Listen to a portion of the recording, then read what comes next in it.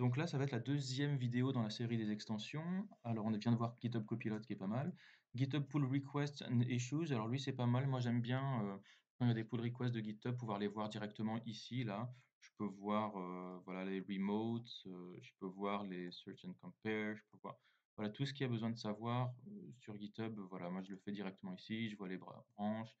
Voilà, c'est pour ça, c'est sympa, même si je m'en sers pas énormément. GitHub Repositories, lui, il vous permet de browser des repositories directement depuis VS Code. Donc, comment est-ce qu'on peut faire? Voilà, si vous voulez faire CTRL-SHIFT-P, GitHub, voilà, vous pouvez chercher Open Remote Repositories. Et puis, j'ai envie d'ouvrir une repository de GitHub. Ah, alors il va vous demander de sign in. OK. Et une fois que ce sera fait, vous pourrez, voilà, Open Visual Studio Code, voilà. Alors imaginez que par exemple j'ai envie de voir, ah bah voilà, les derniers trucs que j'ai regardés, notamment voilà, ce Web Developer P6, ce sauter back, j'ai envie de voir, tiens, cette repo, tac, hop, Enter, et automatiquement il va m'ouvrir la repo sans que j'ai besoin d'aller sur GitHub. Et la repo est ouverte. Voilà, très sympa. Alors j'avais quoi d'autre? J'avais GitLens. Alors lui, GitLens, je l'aime bien. Ce GitLens, ça vous permet, quand vous êtes sur un fichier, il va vous dire tout de suite qui est-ce qui a modifié cette ligne en dernier. Donc par exemple, imaginez que je clique sur cette ligne.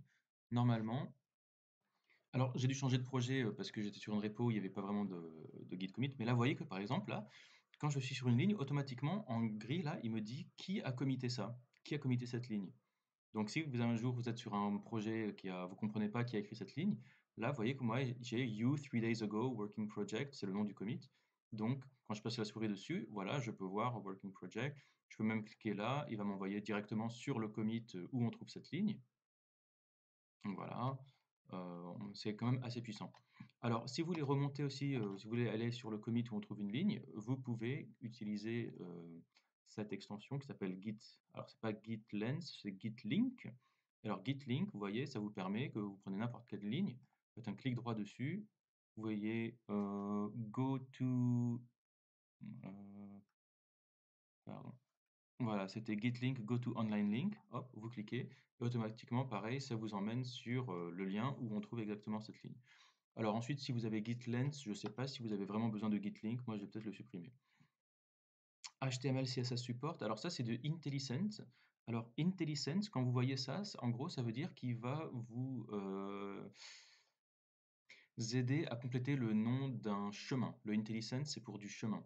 Donc imaginez que là, je suis sur index.html et que j'ai envie de lui dire, bah, en fait, la style sheet, je ne sais pas exactement où est-ce qu'elle est. Eh ben, si vous faites CTRL espace, alors je vais remettre mon screencast, que vous le voyez. Si vous faites CTRL espace, ah, pardon, CTRL espace, ah, pardon, bon, je vais point slash, voilà, vous voyez qu'il vous propose plusieurs endroits là, hein. Et donc là, vous pouvez choisir, hop, c'était celui-là. Ça, c'est du IntelliSense. Autant que je me souvienne, je peux peut-être me tromper. Le import cost, c'est pas mal, ça vous permet, quand vous faites une importation, il vous dit combien ça vous coûte en termes de taille. Donc vous voyez que là, il y a un gars qui est en train de faire, voilà, il est en train de faire un require de Lodash, et automatiquement, il voit la taille. 60 kilobits, c'est énorme. Et donc, par exemple, il sera tenté de lui dire, au lieu de prendre Unique ID, apparemment, voilà, il va juste sélectionner une autre librairie qui fait 2 kilobits. Voilà, donc c'est pas mal. Vous voyez que donc moi, par exemple, si je regarde dans mon package.json, je vois que j'ai, allez, on va dire, je sais pas, Mongoose. Donc si dans mon, là-haut, là, je lui dis const, je sais pas, mg est égal à require Mongoose. Alors voilà, vous voyez que là, il est en train de calculer. Et il me dit ça va te coûter combien? On va voir. Alors j'ai mis Mongoose Unique Validator, voilà, il me dit, voilà, ça va te coûter 16 kilobits. Et si tu le zip, ce sera 5,5 kg. Voilà, donc c'est pas mal pour vérifier qu'un import, c'est bien, que vous importez un truc qui existe bien. Voilà, sympa. Indent Rainbow, alors lui, c'est très simple. Lui, ça vous permet de mettre des couleurs dans les indentations. Vous voyez que là, ma première indentation, elle est jaune, la deuxième, elle est verte, la troisième, elle est violette. Et si j'en prends un et que je rajoute encore des indentations, vous voyez que les couleurs, à chaque fois, à chaque indentation, elles changent. Voilà, donc c'est utile quand vous dites Ça peut, voilà, vous aider un petit peu visuellement.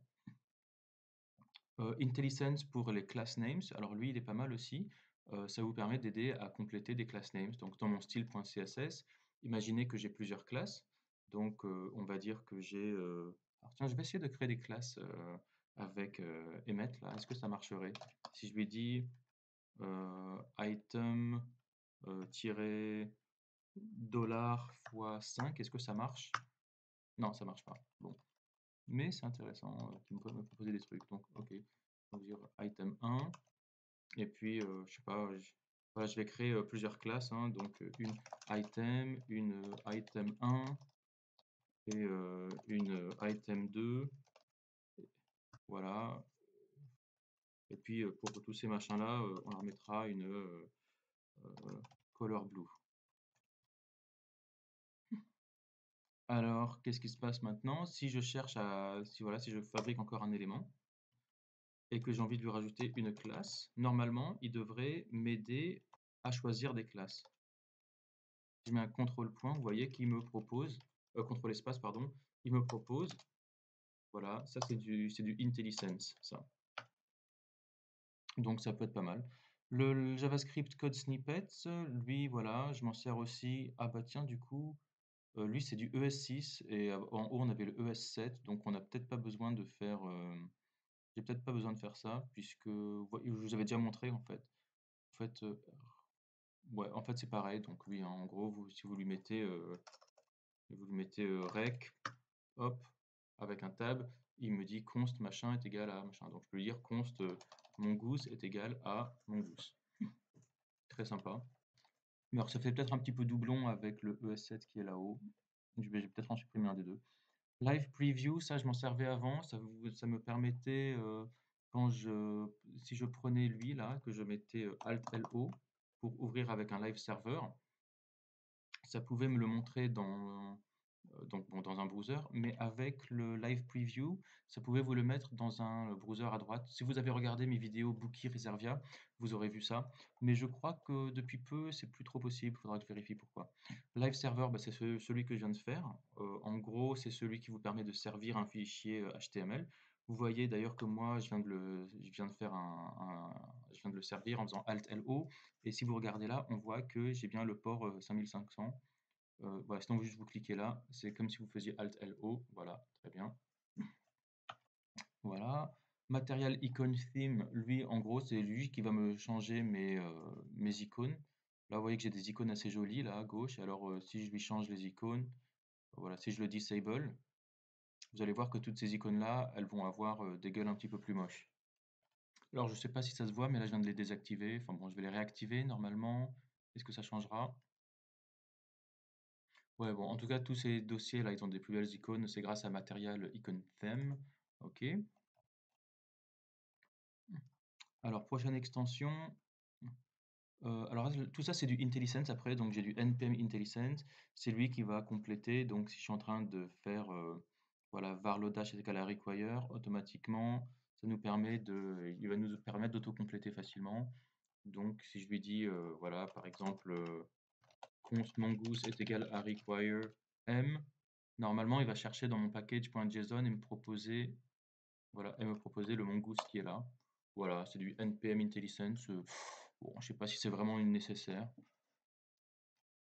Path IntelliSense, lui, je crois que c'est à peu près pareil.